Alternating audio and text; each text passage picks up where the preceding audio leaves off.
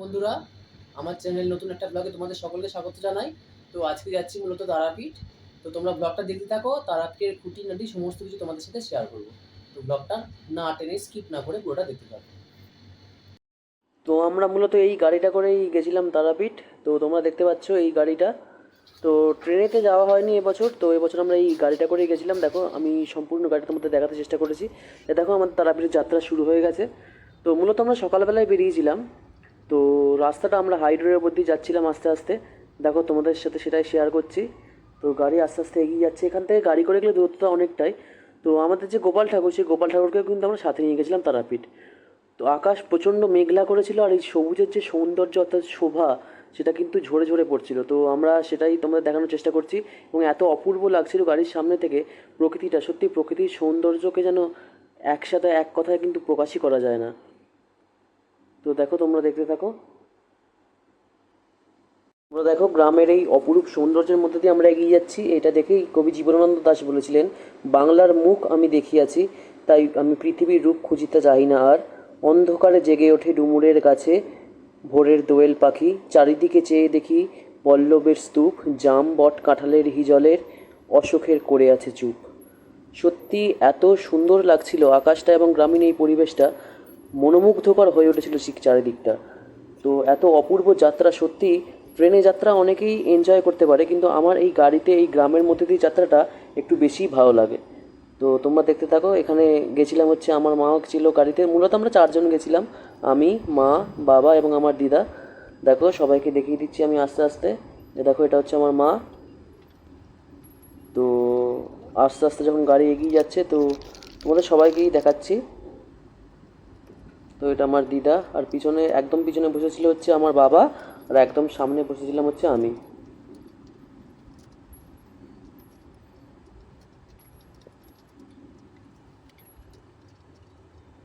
তো ইনি ছিলেন আমাদের ড্রাইভার, সত্যিই খুব ভালো করে ড্রাইভ করে নিয়ে গেছিলেন এবং রাস্তার মধ্যে বা রাস্তা চিনতে কোনো সমস্যাই হয়নি। তো আস্তে আস্তে দেখো আমরা এগিয়ে যাচ্ছি, অনেকটা জার্নি। এবং সাধারণত ট্রেনের চেয়ে কিন্তু বাসের জার্নিটা একটু বেশি। তো মূলত এখন বৃষ্টি প্রায় শুরু হয়ে গিয়েছিল, তো এখানে হাই রোড যেহেতু ছিল খুব তাড়াতাড়ি যাচ্ছিলো এবং চারিপাশে ধান ক্ষেতগুলো সবচেয়ে দেখতে সুন্দর লাগছিল।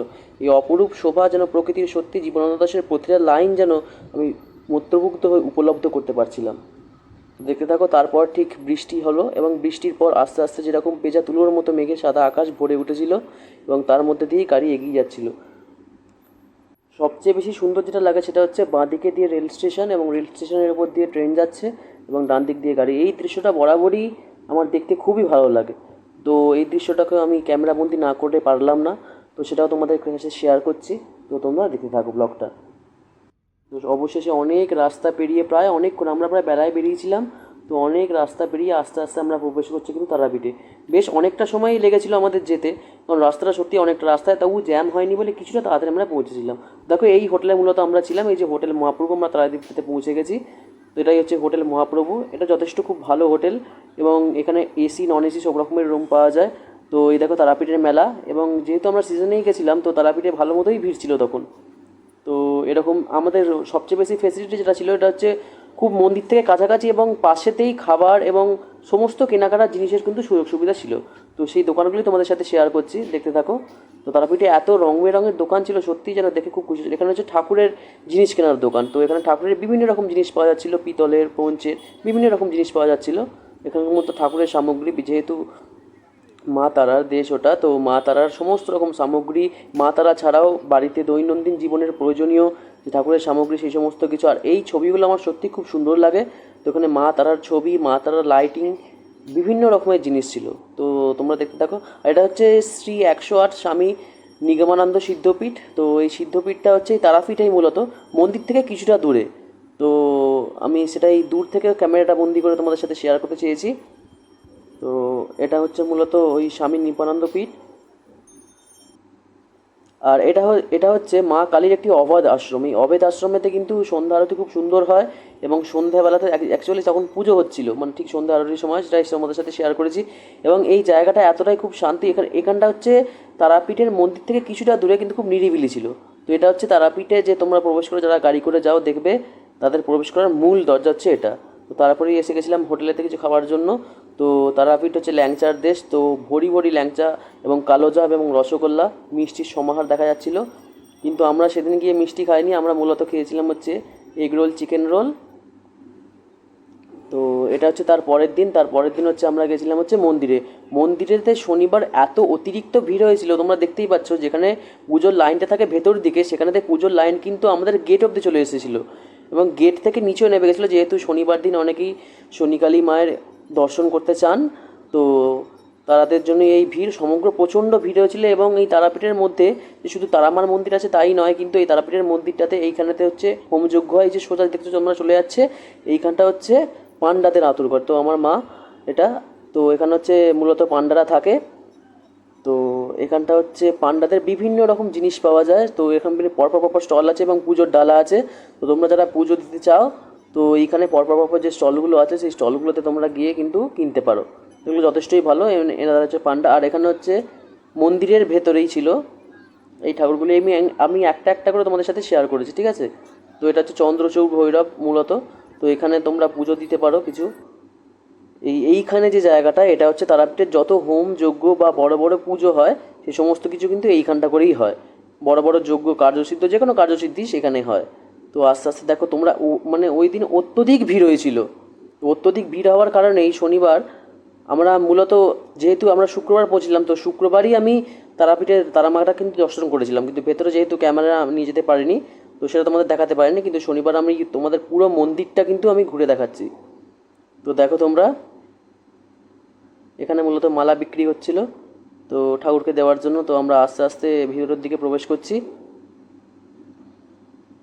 তো ব্লগটা দেখতে থাকো না টেনে। এটা হচ্ছে শ্রী ষষ্ঠী মাতার মন্দির।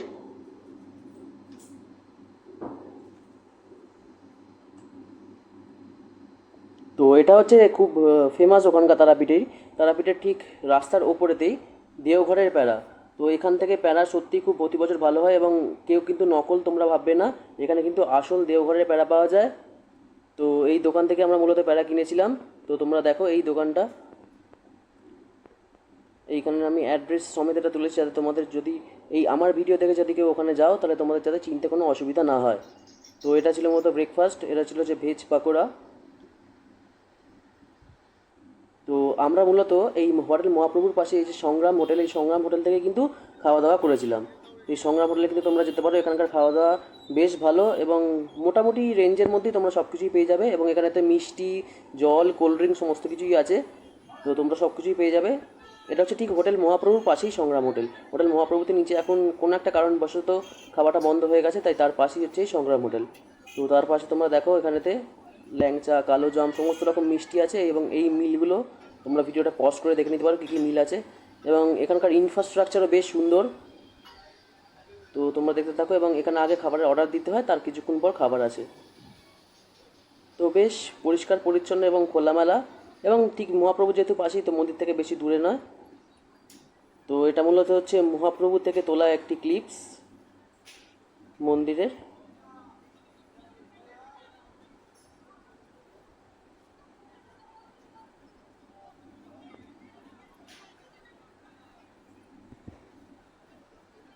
তো প্রচুর মানুষের আনাগোনা অ্যাকচুয়ালি।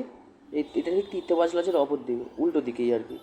তো এরপর আমরা তারাপীঠ থেকে বেরিয়ে যাচ্ছি এবং বেরিয়ে গিয়ে আমাদের মূল লক্ষ্য ছিল হচ্ছে শান্তিনিকেতন। তো তারাপীঠ থেকে আমরা আস্তে আস্তে বেরোচ্ছি, দেখতে থাকো।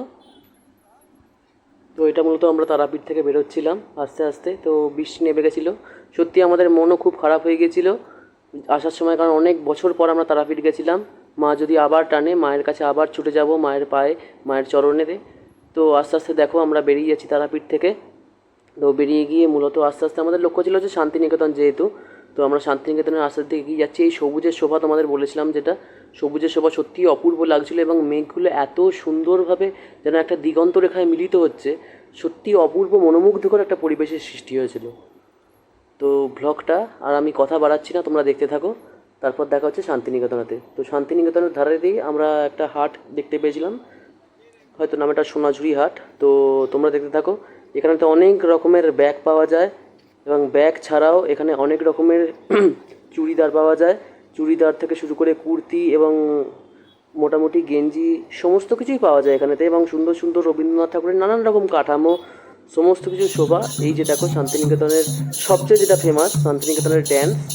তো এই শান্তিনিকেতনের নৃত্যই কিন্তু আমাদের বাংলার একটা ঐতিহ্য। তো এই ঐতিহ্যকে ধরে রেখেছে। তো তারও কিছু মুহূর্ত আমি তোমাদের সাথে শেয়ার করছি, তো সবটা দেখতে থাকো।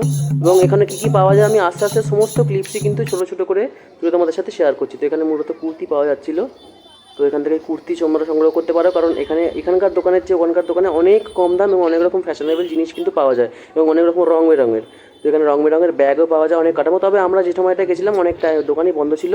এই কাঠামোগুলো তোমরা দেখতে পারো, অনেক সুন্দর সুন্দর কাঠামো এইগুলো কিন্তু এখানে পাওয়া যাচ্ছিলো। তো তোমরা এখানে না টেনে ভিডিওটা দেখতে থাকো।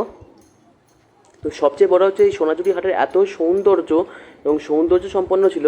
তো আস্তে আস্তে আস্তে আস্তে না, যখন গাছগুলোর ঢেউ বা গাছগুলোর ছায়াগুলো যখন পড়ছিল, অপূর্ব পরিবেশ সৃষ্টি হচ্ছিল। তো এইগুলো আমার খুব সুন্দর লাগে। এই রবীন্দ্রনাথের নানান রকম কাঠামো, তারপরে হাড় চুড়ি, রবীন্দ্রনাথের ছবি। তো আমি একটা রবীন্দ্রনাথের ছবি ওখান থেকে সংগ্রহ করেছিলাম। তো এখানে সুন্দর সুন্দর এখানে কাঠের চিরুনি এবং কাঠের রং বেরঙের পেন্সিল বক্স, কাঠের পেন, নানান রকম জিনিস পাওয়া যাচ্ছিলো। এবং শান্তিনিকেতন লেখা চাবির রিং, বিছানার চাদর ওখানে পাওয়া যাচ্ছিলো। এখানে মা দুর্গারও কিছু ছবি, কিছু মূর্তি কিছু পাওয়া যাচ্ছিলো এখানেতে। তোমরা ভ্লগটা না টেনে দেখতে থাকো। তো এটা ছিল মূলত কুর্তি। তো ওখানে বেসিক্যালি কুর্তির জিনিসই বেশি পাওয়া যাচ্ছিলো এবং কুর্তি আর ব্যাগের সমাহার। এবং সবচেয়ে বড় কথা যেটা, তোমরা ওখানে তো একই জায়গাতে মানে একটা হাটেতেই সমস্ত ডিজাইনের কিন্তু তোমরা জিনিস পেয়ে যাবে। তো মূলত শনি রবিবার এই হাটটা একটু বড় করে হয়। তো এরপর আমরা হাট থেকে বেরিয়ে চলে যাচ্ছিলাম হচ্ছে শান্তিনিকেতনের ভেতর দিকে। আমরা মূলত প্রবেশ করেছি হচ্ছে বিশ্বভারতীতে। তো বিশ্বভারতীর সৌন্দর্য তোমরা সকলেই জানো, বিশ্বভারতী বিশ্ববিদ্যালয়।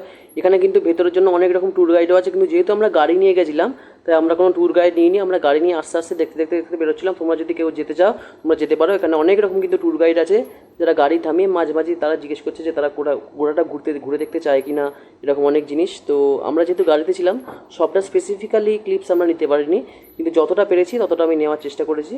তোমরা ভিডিওটা দেখতে থাকো। এখানে অনেক রকম, সবচেয়ে বড় কথা বিশ্বভারতীর যে সৌন্দর্যটা সেটা হচ্ছে এই এত গাছপালা এবং নিচেটা খুব ঠান্ডা। তো এই ঠান্ডা পরিবেশ এবং এই এত কোলাহলময় নগরায়ন থেকে একটা ঠান্ডা পরিবেশ সত্যিই মনকে অনেকটা স্বস্তি এবং শান্তি দেয়। তো তোমরা যদি কেউ বিশ্বভারতী যেতে চাও বা শান্তিনিকেতন, তো এখানের ভেতরে অনেক রকম ট্যুর গাইড আছে, তোমরা কিন্তু ট্যুর গাইডের সাথে যোগাযোগ করতে পারো। তো দেখো আমরা আস্তে আস্তে বেরোচ্ছি এবং উপরের নীল আকাশ এবং এই সবুজের এই শোভা সমস্তটা মিলিয়ে যেন একটা অপরূপ সৌন্দর্যর একটা পরিবেশ বা পরিস্থিতির সৃষ্টি হয়েছিল। তোমরা দেখতে থাকো এটা। সুপ্রবুদ্ধ যেন বা দীপা সেনের অর্থাৎ বাড়ি, এটা শান্তিনিকেতন অর্থাৎ বিশ্বভারতীর মধ্যেই ছিল। তো এরকম অনেক পুরনো পুরনো স্থাপত্য এবং অনেক চেনাশোনা জিনিস কিন্তু তোমরা ওখানে গেলে দেখতে পাবে এবং আস্তে আস্তে তোমরা কিন্তু উপভোগ করতে পারবে।